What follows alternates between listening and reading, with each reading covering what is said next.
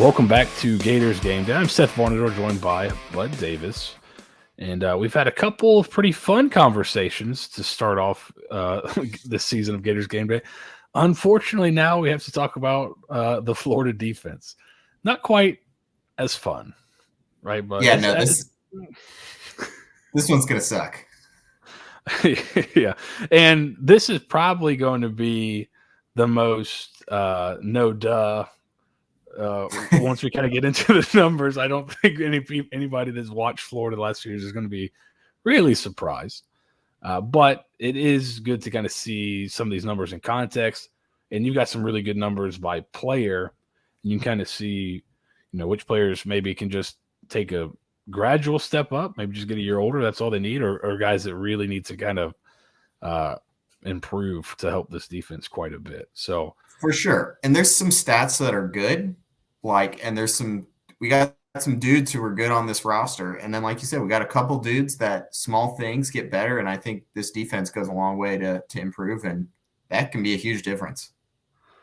Yeah. And like you said, I was looking at some stats and, third downs, they went from one of the worst in the country in 2022 to, I think they ended up 36 last year. So really big improvement there in an important area, but we'll get to some areas where they were not quite good, and those led to some really big issues for the Florida defense. But just to start, I wanted to kind of talk through and with some film, what is the idea of this defense? What's kind of the concept that Billy Napier brought over with him from Louisiana? So let's throw on some film here, and we'll kind of talk through it. And third defensive coordinator, but similar schemes for all of them. Yeah, so it certainly seems like Ron Roberts is going to be the play caller. I don't know if he has the coordinator title, but I think he let slip talking to Sean Kelly or something earlier in the year that he's calling plays. So he'll be the defensive coordinator. Austin Armstrong replaced Patrick Toney, who came over with Billy Napier his first year. Okay, so the idea of the defense, right? So I thought the Tennessee game was kind of from last year, gave some good looks at kind of what they want to do. So they want to play both odd and even front. So against Tennessee, I thought it was a really smart strategy, right? You come out with 4 down. And I think with how fast Tennessee goes, a lot of their stuff is kind of a box count. So you end up here with 6 in the box. What Florida would do is at the snap, they moved into an odd front, and now the box count changes. And then they did a pretty good job in this game of rallying and tackling, which we'll see later was an issue. But the defense wants to be – we were talking a little bit before. They want to kind of have their cake and eat it too. They want to be able to play 4-man fronts. They want to be able to drop and stem into bare fronts and odd fronts.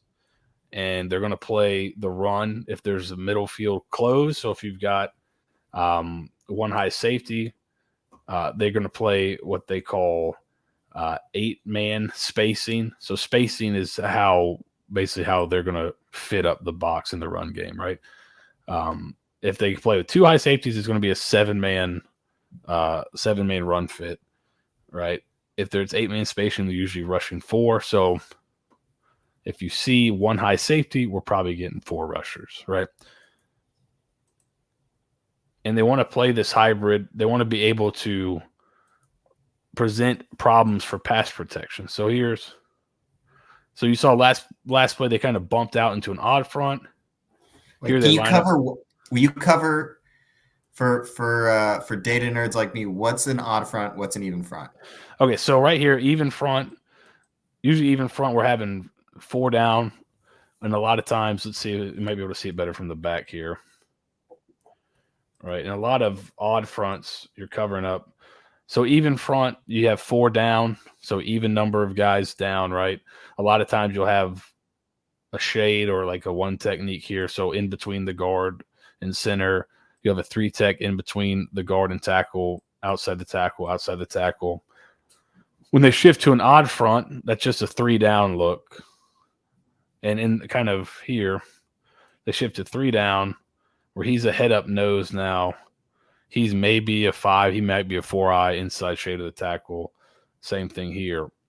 So that's the difference. Four versus 3 typically. Sometimes teams will walk up guys on the outside. So now it's 5 guys on the line of scrimmage, but still odd number of guys. It's really odd front. Kind of what are we working in here, right?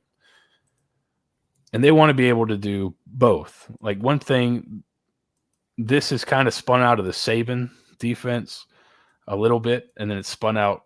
Kirby's running similar stuff at Georgia. One thing Kirby always says, anytime you hear him talk, is you want to have a big toolbox. So you want to have answers for anything the offense can throw at you. So you want to be able to go odd like they did last play. Here they go even front. You see 4 down linemen. Just pass rushing. You're able to get some pressure. And this is where you get the big interception against Tennessee. And again, just switching up the front. Talk about being, big toolbox. You'll hear people say, multiple. And that's really what that means is you can show a lot of different looks to an offense, which makes it tough for them to prepare. And then, it can give you some deception that can lead to sacks, big plays, pressures, things like that. Right? Yes.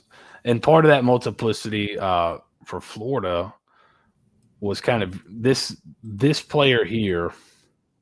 I believe they call him the Jack. But last year it was Princely. Human Yellen was playing it. This guy will move around a lot. He'll be up on the line of scrimmage to rush the passer. They'll drop him out, bring other people. Against Tennessee, they really went to, I think they're probably in 4 eyes, and so kind of a tight front look and flexed him out just so they could stay too high. But you'll see there's a lot of, with this kind of flexibility up front, it allows you to kind of get to what they like to call safe pressure. So you see here a little bit different look where he's inside shade. This is kind of that tight front look. You can bounce the ball out to people in space to make tackles.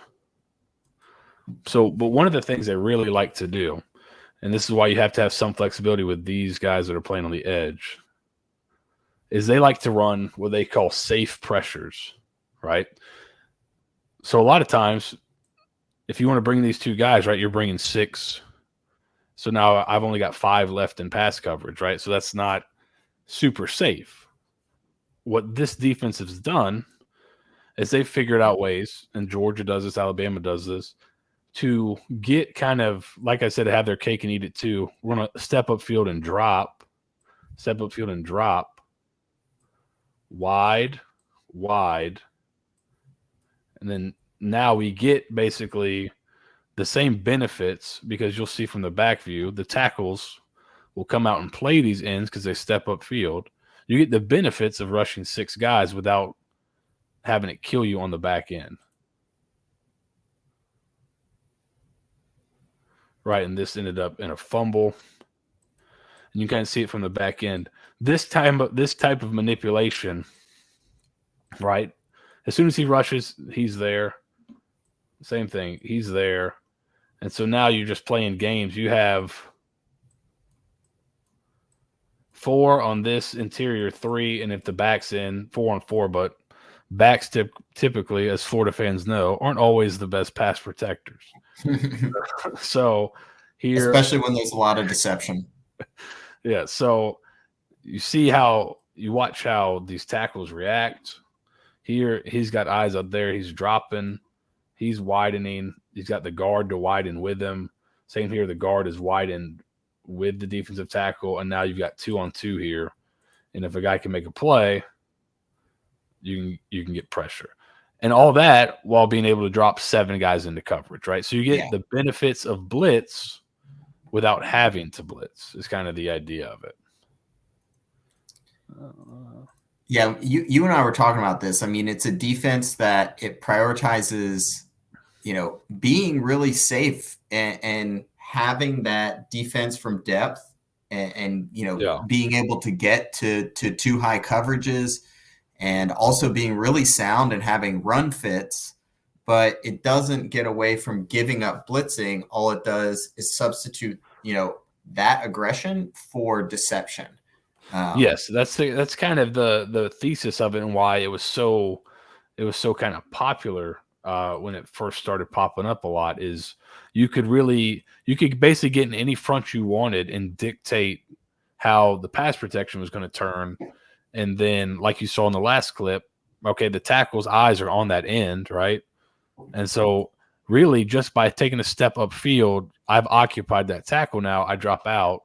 He's out of the play. And I basically get the benefit of him blocking me while also dropping into coverage, right? And so here's kind of a different look at it where this is one they like. They'll drop this edge, bring a safety or somebody off the opposite edge, still rush 4, hoping I get a free one off the edge, and then I can still get 7 into coverage, right? And you're not wasting a cornerback covering the flat, right? You're getting guys out. The flat's not that valuable of an area, but it is an easy, efficient place for a team to dump a pass. Getting deception and asking a defensive end to cover a flat, that's not a terrible idea. I mean, let your cornerbacks and your most athletic pass defenders cover your depth, take away the passing explosive. It's a pretty sound idea. Yeah, and typically that guy's to the boundary, so he doesn't have to carry as much space. So it's a little bit easier, right? It's a short drop. And these guys are taught to, and I think at times this was an issue, but certain guys did it better than others. They were supposed to, even if you're a dropper, you're supposed to step up and make sure it's not run first. Because if it's run, you don't want to be dropping. Yeah. There's times where those guys just drop right away. You're supposed to step up, make sure it's run, make sure it's not, or make sure it's pass, and then drop out if it's pass. If it's not pass, we can engage, right? So that was kind of an issue. And this was kind of the bigger issue. So we've got a ton of numbers on this stuff, but we've seen a lot of this, so we'll just kind of get into it. This is the bad night. Yeah, this is where we get to the bad stuff. So all that stuff's great. Great ideas, everything. But at the end of the day, right here, not in perfect position, but right now, okay. We should be able to, get a piece here, rally, make a tackle. This should not be a gigantic play, right? So we miss the tackle there, and then you give up the outside, don't turn it back inside. And know that what initially is not terrible in terms of a fit becomes a big play. And this was a consistent issue. That I thought the tackling on the back end was really bad. And to me, that's where explosive plays happen, especially in the run game. If you look at Florida's defense, if teams ran this, I started tracking this after this Kentucky game. When teams ran outside the tight end, like wide, they averaged over 7 yards a rush for this, and that was consistent through the season. So when that happens, typically, like here, right, this is designed. He's inside to get his eyes and get him turned, and now he's off the edge, fitting that up right there. So right here, Austin Armstrong's probably like, perfect. Great call by me. And then, then this happens, right? So it's not – I think they could have done some things different defensively last year, but also it's like you got to make a play right there. Like that's a perfect call for that. You got to make the play. Yeah. So this game was just full of those kind of things. This is one I put in just because, right, you're here. I think he probably should squeeze this, right? He's not quite sure if it's run or pass, so he starts to drop. And when you're a dropper, you're supposed to box this back in. So that means just turn it back in. So he does his job here, but nobody turned it into, and then the safety doesn't make a play, right? So these are the kind of things that, okay, teams start to take advantage if they know this guy's going to drop a ton to the boundary. Pull a guard into him. Now they pull and they know, okay, he's going to box it back. He's going to turn it back inside, right? Because he could jump inside, right, and get this guard to here, and then that's called spilling. So it pushes the ball out wide, and then you try to run over the top, right? Boxing is when you just turn the ball back inside, right? You stay outside leverage. He kicks you, you turn it inside. People love when you box. Offenses love when you box stuff back in, right? Because look, you got leverage here. There's the hole, right? So this was kind of one of my bigger issues with the defense, and we'll talk about it because you end up dropping what is your best pass rusher by far a ton, right? Yeah, the numbers we're gonna talk about that. So that's kind of one issue with, or just one of my issues schematically. But a lot of it's like guys got to make plays. Here's a safety coming up in the run fit.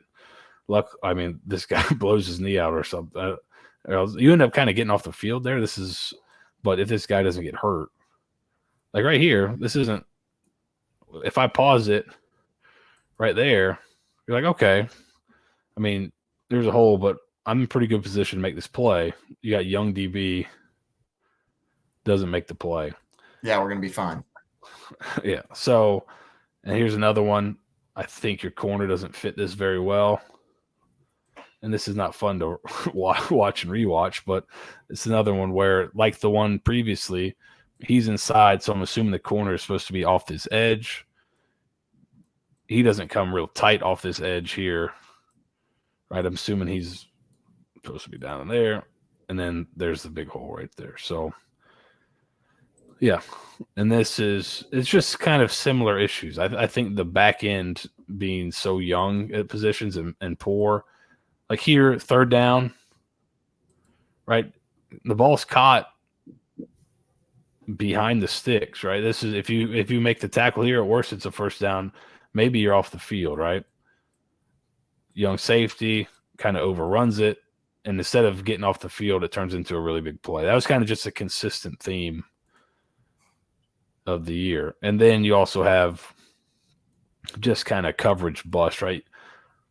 You got to be careful, especially with these pick routes and stuff, right? They do a good job at the beginning. You always talk about you don't want to be on the same level because that's when picks can get you, and like you're in the same and you just run into each other. Well, after the snap, now you're on the same level. And so there was and the numbers kind of bear this out. There was too many times where there was bust in coverage. There's also times where you just got beat. Like that's just 101. There's no, there's nothing to that schematically. It's just you got beat. Here's kind of another one where it looks like you're bringing pressure. I'm not sure, but you've got 2 for 2 here. It could be like playing 2 read. They could be playing something different up top here, but both run with number 1, leave the flat open, and he's able to pick up a big run after catch, right? So it's just kind of simple stuff like that, which it could be a lot of youth and inexperience back there with those kind of things. And I think that could be a little bit of the culprit, but the issues were just tackling and those busts leading to so many explosive plays. So they're as improved as they were in certain aspects, the explosive plays kind of just wiped out any improvement. Yeah, and I mean, this is going to be one of these pods where the film and the data, the numbers are going to line up pretty well, because I think we see that, we'll bear that out in the data, and it's going to look just as bad as the film. When you say the tackling was bad on the back end, you're meaning basically like your linebackers and DBs, like your back 7 was pretty bad. I didn't think before I saw the numbers, I wouldn't have said linebackers were terrible. I just said they weren't great. But in my mind, just replaying the season, a lot of the big runs were safeties and corners not being able to tackle or be in the run fits. But I think numbers bear it out. The numbers aren't great. There's some good, there's some bad. I think during the season, I always remember like Hill, just never seemed at that star position. It seemed like there was a lot, like a big ask on him. And I think he didn't seem like he had the tackling nose for that. And they've said that, they talked about that in spring. I think Napier was saying there's a lot, like the star is one of those pivot players that ask him to do a lot. So that guy's got to be able to handle a lot of it. So yeah, if you don't have a guy there that's a great tackler, it can be tough. And then on the coverage, like, we do a lot, we do a lot of fronts. We do a lot of different alignments. We also play a lot of different coverages, zone, match. We're Yeah, throwing a lot at these guys too, right? they'll play cover 3. Yeah, they'll play cover 3 where it's more like spot dropping almost. They play a lot of man match, so a lot of different stuff. So where it'll kind of look like zone, but you're matching as guys depending on how the routes distribute. The coverage can look totally different play to play. And then they'll play some straight man. Like you saw that one against the touchdown against Tennessee. There's no disguise there. It was just, hey, your guy beat Florida's guy for a touchdown. Yeah. And that's gonna if people can get you in that situation a lot, then they're gonna keep taking advantage. All right, well, let's hop over to the numbers. Let's see what they say. We didn't want to watch too much film because I think everyone has collectively understood that we don't want to watch a ton more missed tackles. We got to see a lot of them last year. We don't need to see another 45 minutes of missed tackles. I'm good. All right. So first, I always like to kind of start with one of these figures. This is the opponent adjusted expected points added per play. On the x-axis is the passing defense, and on the y-axis is the rushing defense. And then you got these vertical lines, which are basically tiers. And Florida is down here with, vaunted defenses like Purdue and Cal, not too far off, UConn. So it was a really bad year for us. We were slightly below average run defense, which is, probably the best thing we can say about our defense last year because we were a really bad pass defense. Yeah. LSU had an awful pass defense, and they were slightly better than us. So that's how bad this was. Yeah. You don't ever want to be on the same kind of plane as USC's defense as of late either. Yeah, like you look at the teams, we're right around Colorado's pass defense. The names we're around are very much not who you want to be associated with. And, we kind of talked about this a little bit, watching the season play out. There's some teams like Baylor and Auburn. Like there were some tough years out there. So for the Roberts tree, right? Yeah. I mean, and you look like a guy like Aranda. The guy's been a pretty good coordinator for a long time. He's off that tree, but and we saw the previous year, Oregon and Oklahoma really struggled as well, but they were able to get it rectified. And Florida was not. This next figure, it's kind of tough to see. This is from collegefootballdata.com. I just downloaded it from there, so I didn't get to customize it and blow it up. But on the x-axis is success rate, and on the y-axis is explosiveness. So, this is on the x-axis how good we were at stopping plays, and on the y-axis how when we didn't stop a play, how bad was it? And good is on the left of the x-axis, and you can see we're actually, we were an above average defense in terms of success rate. We were better than Georgia. We were comparable to, Texas, better than Oklahoma, better than Oregon, like some pretty good teams. You're definitely one of the better defenses in the country in terms of limiting the number of successful plays our opponents' offenses had, which is great. I mean, usually this would mean you had a really good defense. But that's like a down to down, right? Down to down measure, right?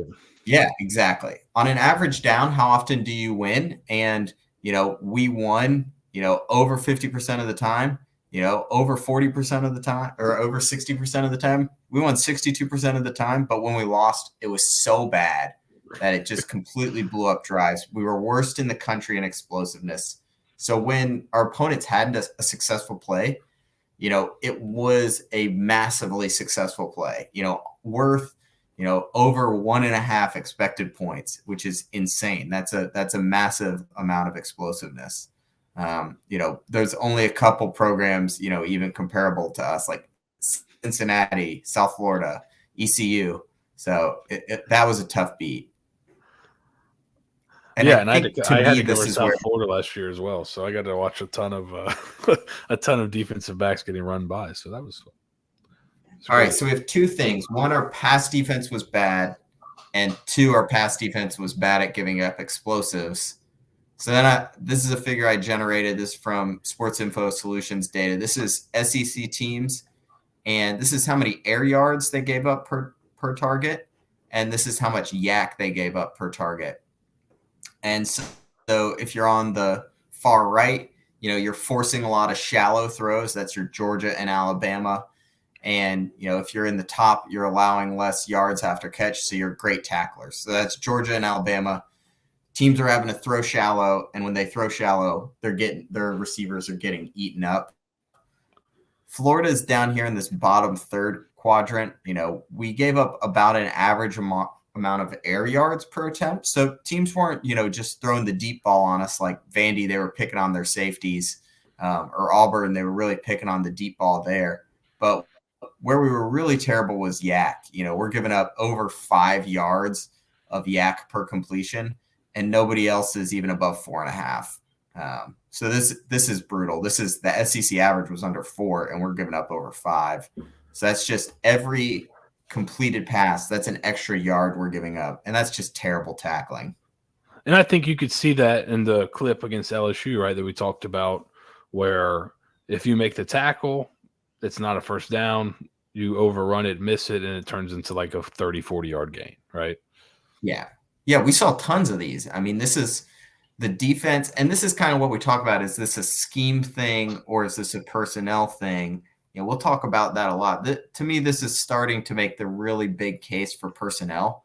If teams are throwing shallow passes and your guys just aren't cleaning it up, that's a guy's thing. I think one thing we wanted to look at is, we had this problem with explosives where we're just not generating much pressure, where teams just able to kind of sit back there and air it out on us. And in terms of pressure, we actually had an above average pressure generation rate. So, one of the things that our scheme wants to do is generate pressure on a quarterback. We did a great job of that, but we weren't quite as good at generating that into sacks. So x-axis pressure rate, we're on the good half of that. Y-axis sack rate, we're on the bottom half of that. So a little bit of a disconnect there, and there is a nice relationship. Usually you're pretty good at turning, pressures into sacks. Florida was a little bit below average, but not crazy like we've kind of seen in the past, but probably still a part of what went wrong for the defense last year. And one thing, like we talked about this a lot, is Princely Umanmielen was crazy in his pressure rate. So this is a plot of on pass plays, what did the SEC defensive end do in terms of rushing the passer? So, some guys are rushing the passer, every time it's a QB drop back. We talked about that deception earlier. Princely's down here. He's like 72%. So, 3 out of every 10 passes, he's dropping into coverage. And that's probably not a great use of the SEC's second best pass rusher in terms of generating pressures. I think this is really an area where we kind of lost an opportunity with our defense. Yeah, I think that's kind of last year, that was kind of my biggest issue, is I thought at times you'd been better off rushing him a ton. I think you would have been better off in the run game if he's, helping to set the edge more often too. So that was kind of my big schematic thing. Now, if you look at Georgia and the teams that are similar to them, the pass rush rates, and I think on that graphic you can see Dallas Turner, right, is close. Great pass rusher, first round draft pick. His pass rush rate is similar, but I think the big difference in those two is that Princely was by far and ahead the best pass rusher at Florida last year. Yeah. Regardless what, I know he's the subject of ire from a lot of fans online. If you look at the numbers, he was really good at rushing the passer. Yeah. He was by really good far at and ahead of basically anybody else on the team. So if you're Georgia, Alabama, and you've got 3 or 4 guys that can rush the passer, sure, I can drop this guy 20% of the time. Just how the defense is fit up. But Florida, outside of, I think, Caleb Banks, who was surprisingly really good at generating pressure from his interior spot. That just they didn't have that outside of Princely. So I think that hurts you a little bit. And maybe a more experienced defensive coordinator sees that and makes that change. That's kind of my own. That was my own one of my only bones to pick with Armstrong last year, and it's something we saw in the SEC championship game. Georgia, right? These guys kind of Georgia and Alabama, those defensive staffs and offensive staffs kind of know each other really well. So they initially in the game were getting into formations that would get Dallas Turner off the ball and unable to rush the passer. So Nick Saban didn't just say, well, we'll just have to drop. Now they're like, I think they switched up to like an even front defense and played 4 down linemen and just let him rush off the edge, right? So and they totally changed the complexion of the game. Yeah. And I think you nailed it. Florida didn't have those guys who could fill in for, Princely. And we talked about Princely was not great at setting the edge. He was really not great at containing QBs on scrambles. He was good at rushing the passer. And we did not do that with him probably at the rate we needed to. We should have just turned him loose, let him almost be a true defensive end. Maybe we were asking him to do a little bit too much at that jack position, and he did fine at some things, but not everything. So, yeah, I saw a study. He had the second. I think he had the top 2 or 3, like get off in terms of like first step of rushing the passer. So, that was my biggest issue. Is maybe if you have a guy like that and your others aren't quite up to that level. Maybe you have to change some things to rush him more, but that does take away from kind of the hybrid nature of what you're trying to do. So, right. And I think it's going to be another interesting thing to watch again this year, like who actually can play this jack role. Do we have somebody on the roster? So, and then do you have some guys? Because I don't think Tyreek Sapp is a great like pass rusher. I think he's a solid player, but he does a decent job, but he's not like super dynamic. Some other guys are going to be there. I know Justice Boone was kind of the guy that was penciled in for that other end spot. I think LJ McCray is a guy that's supposed to be there. You've heard stuff about like Cam James, guys that were pretty highly thought of recruits. Can they bring more of a pass rush element there? And then if you have that, then it kind of, it makes a little bit more sense, right? Yeah. So the pass rush, it's something that is not of, I think we could have been better, but in terms of what went wrong last year, I think there are other things to focus on. And this is a plot I made, and it was just like, oh my God, this is horrible. So this is a plot of position units. So this is yards per attempt, and then it's total team. These are targets against linebackers, targets against safeties, and targets against cornerbacks. And this is across all of FBS. So good would be on the left. When teams throw against your linebackers, they get, 4 yards. That's great. And these vertical lines are Florida. And we are on the right side of, these are called violin plots. We are on the right side of the violin plot, which if we were an offense, that'd be good. But we are the defense. And this is basically every unit was bad in pass coverage. And that's pretty brutal. That doesn't tell a great story there. Cornerback is particularly off the chart almost. Yeah, cornerback and linebacker are, 1, maybe 2 standard deviations in the bad side. Safety is still somewhat reasonable. It's within kind of the 1 standard deviation there.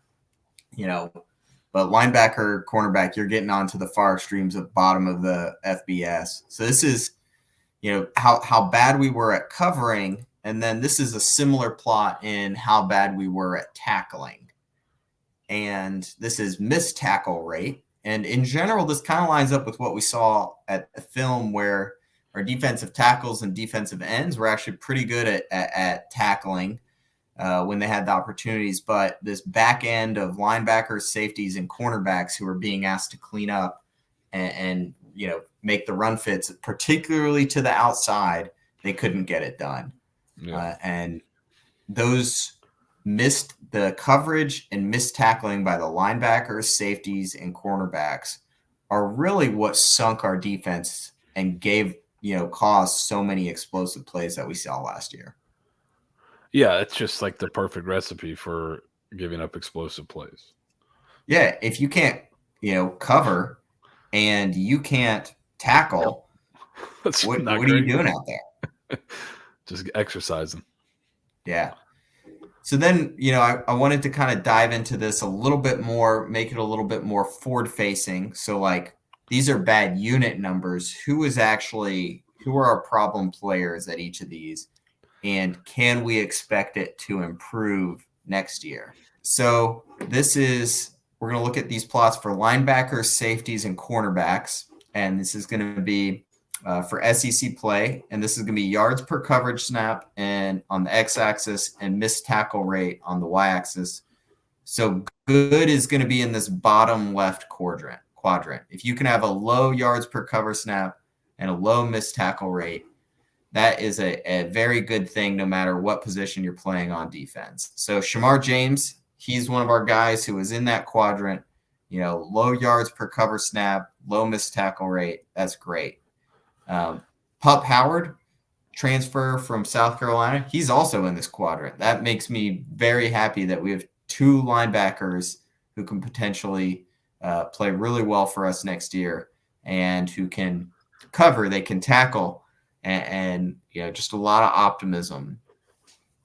I think a big story of what went wrong last year are that we have three guys who played a lot of snaps in this upper right quadrant of bad coverage and bad tackling. And Scooby Williams and Manny Nunnery are gone. Derek Wingo is back. And, he's pretty good. He gives us a little bit of that. He's pretty good at rushing the QB. So, I can see his role in this defense. He's going to bring some seniority. Maybe we're going to see some big improvement in year two, but he definitely worries me a little bit. Yeah, all these guys that are kind of Mullen's insistence of not recruiting true linebackers it was one thing that drove me crazy. It is so hard. And I coached for Jerry Odom at Tusculum. Florida fans will know Jerry Odom. He played linebacker at Florida, was a great player, and then coached linebackers at Florida. And I'd ask him about that. Can you teach somebody to play linebacker at the college level? And he's like, it's really hard because he said, if you're a linebacker, he called it being in the blender. He's like, there's so much happening, and so much you have to instinctually decipher very quickly that it's very hard to train somebody who's never done it. Like Wingo, I think, was a pass rusher, which if you look, right, we just talked about it, he excels. He does much better rushing the passer. It's a hard thing to learn, but Shamar James, linebacker in high school, Pup Howard, linebacker in high school. Like, I think all three of those, Wingo, Williams, and Nunnery, were all converted from another position. Yeah. And I think one thing I'm interested in is Derek Wingo going to be our jack? I don't think he is. I think they're going to use him actually at a linebacker spot, but he's kind of a guy that I'd be more interested in seeing him in that role because I don't think he's great at covering, and I don't think he's particularly good at tackling and being that true inside linebacker. Another thing that does make me feel happier, more positive is, we have recruited some true linebackers. So Miles Graham, Aaron Childs, right? Aaron Childs? Yes. Childs. And linebacker is one of these positions like offensive tackle where getting elite players turns into in-game points at a really high rate for that position. And getting those elite players, if we can get those guys on the field, and I've heard really good things about them, and also, if Pup Howard and Shamar James are playing great and Derek Wingo's playing better, then that room, can be pretty good. And so that makes me feel pretty good. I still have one more qualm, and this is one of the most injury prone positions.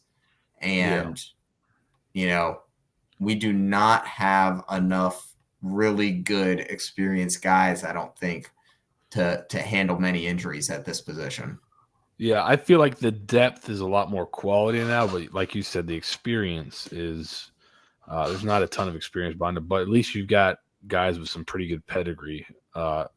back there. I think Wingo, where he can be a good piece, is like we showed some of those, creepers and things like that, where you're rushing, Yeah. where you're dropping ends and rushing like linebackers. He can really, because he's a thicker body. He did a pretty good job at that, where he's come like through the A gap and is able to kind of get through some of those linemen. He does a really good job there. So I think he has a role for sure. But if you could, I think getting Pup Howard, if you could have a healthy season from Pup Howard and Shamar James, if I told you right now both of those guys would be fully healthy, I think you feel a lot better about linebacker. Yeah, I mean, if you tell me they're going to play all of our linebacker snaps this season, I'm like, great. We won 8 games. So let's go. Let's keep going, because here's one. This is our safety room, and I think this is a plot that it's pretty easy to feel down, because you've got a lot of names in this bad quadrant, and you've only got one name in the good quadrant. So Asa Turner, safety, he's good at coverage. He's great at tackling. This was in my opinion, I think this is going to be a home run transfer, and just heard great things about him from camp. So really big on him. Yeah, he seems to be getting praise left and right, and also praise in terms of how he conducts himself and being kind of a veteran presence to help, because there is some younger guys that aren't too far off that I think if they can take that next step, can be really, really helpful players this year. But his kind of leadership there, I think, will be really helpful. And that's kind of what we're hearing so far. I think Napier kind of mentioned that as a veteran guy that can kind of set the tone for that room is really helpful. And you hit it. I mean, that's the main thing I look at when I look at this plot is, Castell and Thornton, they were out there. Those are as young as you can be playing safety in the SEC, brutal, Yes. hard position. And they played about average, which is crazy. That gives me a lot of confidence for those guys taking a step in this year. One, if not both of them, if one of them shows improvement in tackling, the other in coverage, that's great for this unit. Douglas also transferred. He's not that far off.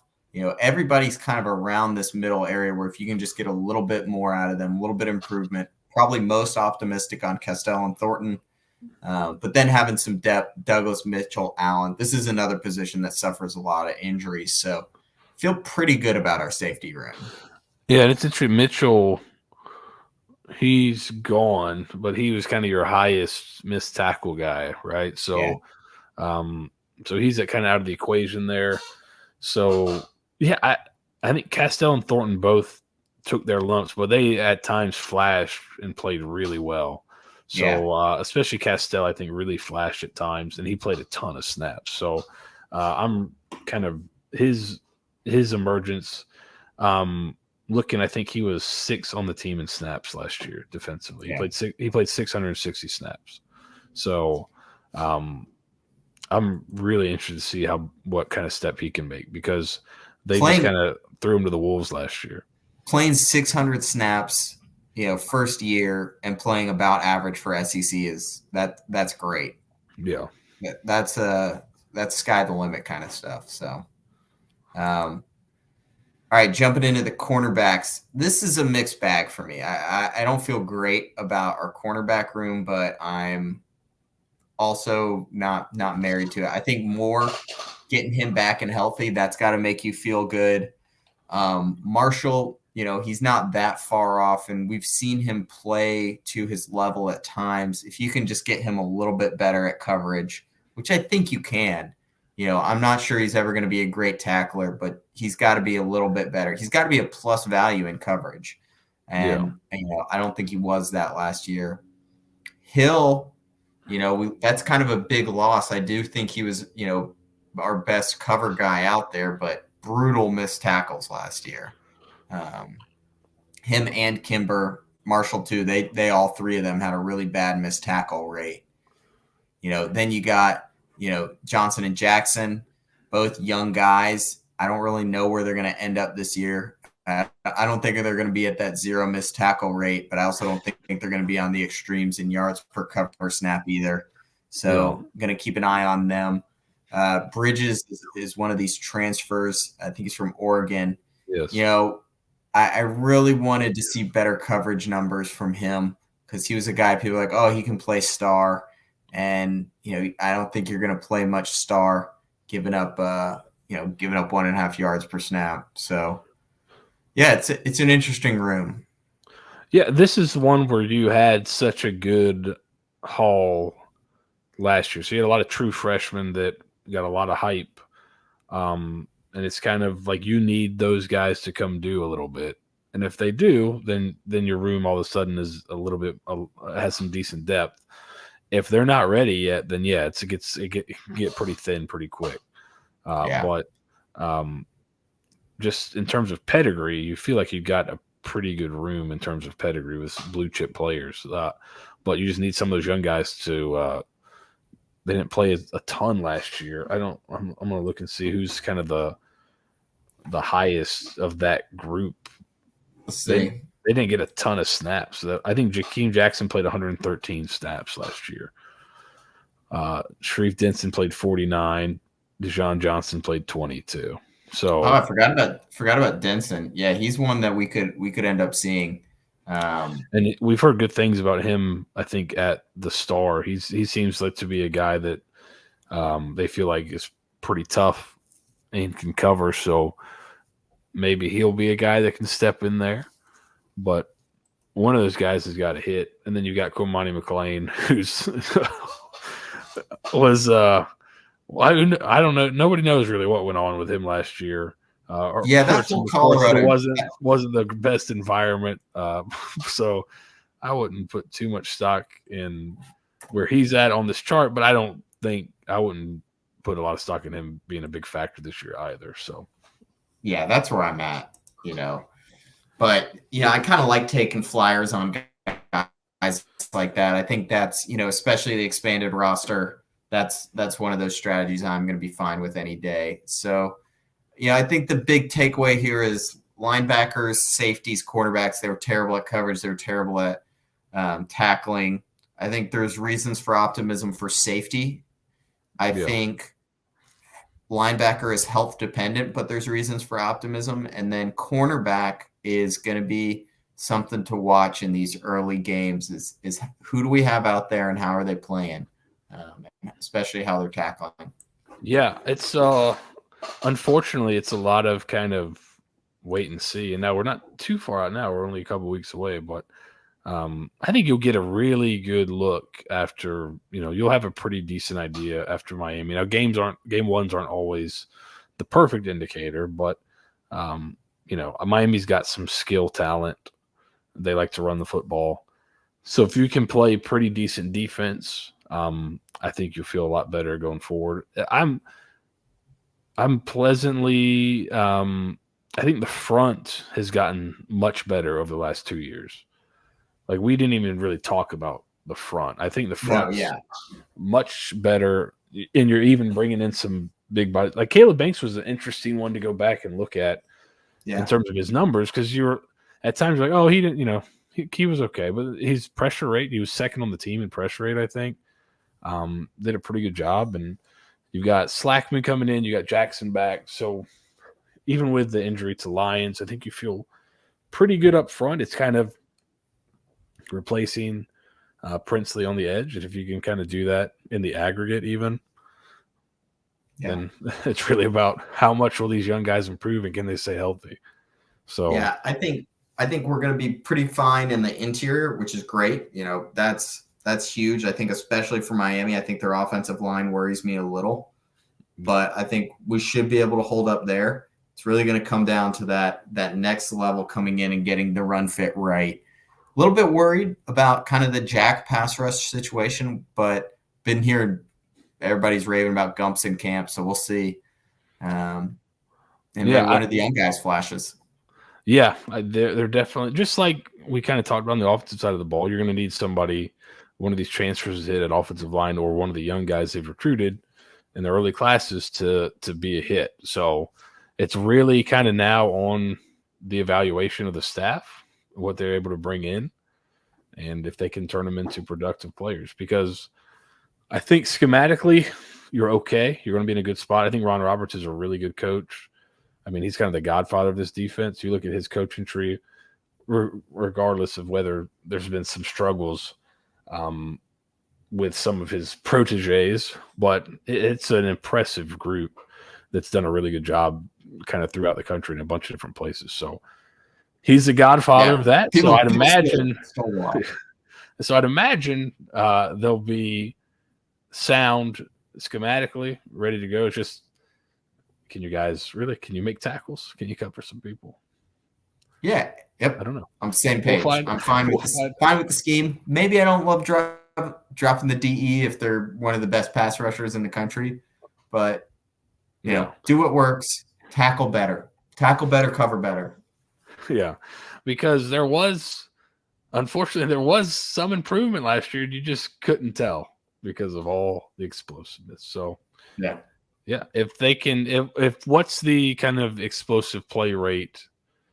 If Florida's an 8-win team, where is there a threshold you have, or where they kind of need to be, just in your mind? Like, I know I'm kind of putting you on the spot.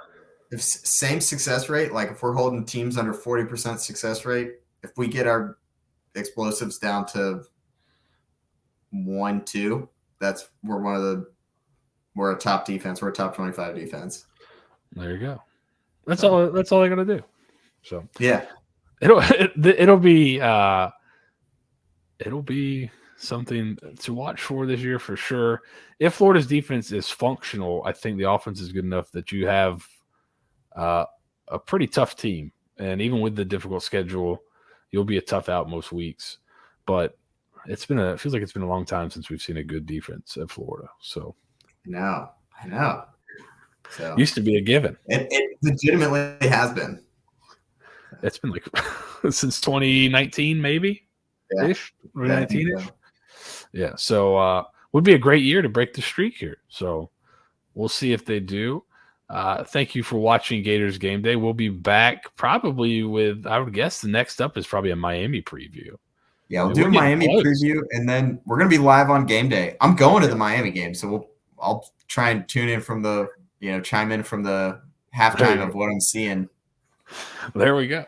So we'll be live on game day. So make sure you're following us on Twitter/X. We'll be live there. We'll be live on YouTube.